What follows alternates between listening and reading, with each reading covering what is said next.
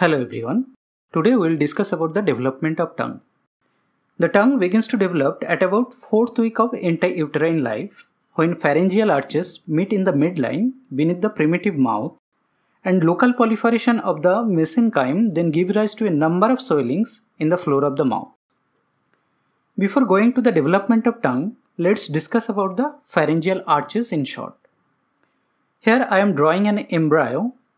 If you cut it from here, you can see pharyngeal arches.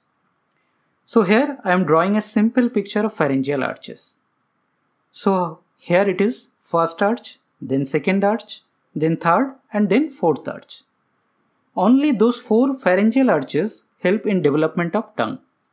Now come here. Here this bulging is pharyngeal arch and there are some depressions present both outside and inside the arch. This outside depression is called pharyngeal cleft and inside depression is called pharyngeal pouch. You can remember with this mnemonic CAP.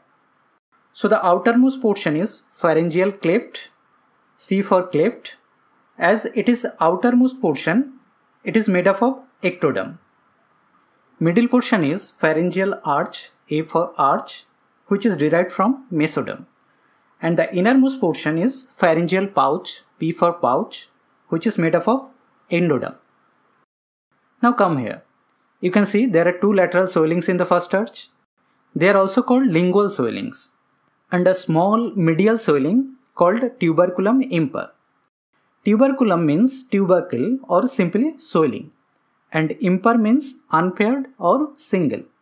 So a single medial swelling. There is also a small structure present just below the tuberculum imper, which is called thyroglossal duct.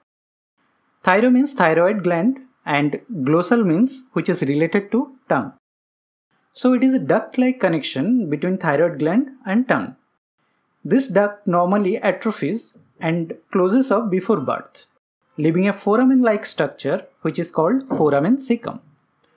But it opens in some people even after birth, which is called persistent thyroglossal duct, a condition that may lead to the formation of the thyroglossal duct cyst. Now very quickly, these lateral swellings enlarge and merge with each other and also with the tuberculum imper to form a large mass from which the mucous membrane of the anterior 2/3 of the tongue is formed. So the mucus of the anterior 2/3 is derived from first arch. Please remember, it is not for the tongue muscles. They have a different origin. Now let's discuss about the development of posterior 1/3. Posterior 1/3 is developed from hypobranchial eminence. This hypobranchial eminence has 2 parts, cranial and caudal part. This cranial part helps in development of the posterior 1/3 of tongue. Let's draw a simple lateral view of tongue. This is the epithelial part and under the epithelial part this is muscular part. Now we can divide this epithelial part like this. Anterior 2/3 part is developed from first arch. This posterior 1/3 part is developed from the second and third arch and most posterior part is from fourth arch.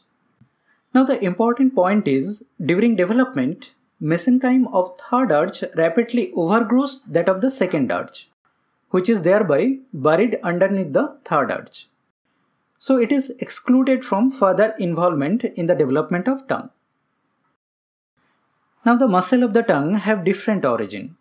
They arises from occipital myotomes which have migrated forward into the tongue area. That's why their nerve supply is different. So in short, lingual swellings are developed from first arch and tuberculum imper is developed from first and second arch but mostly from first arch. Hypobranchial eminence developed from second, third and fourth arch.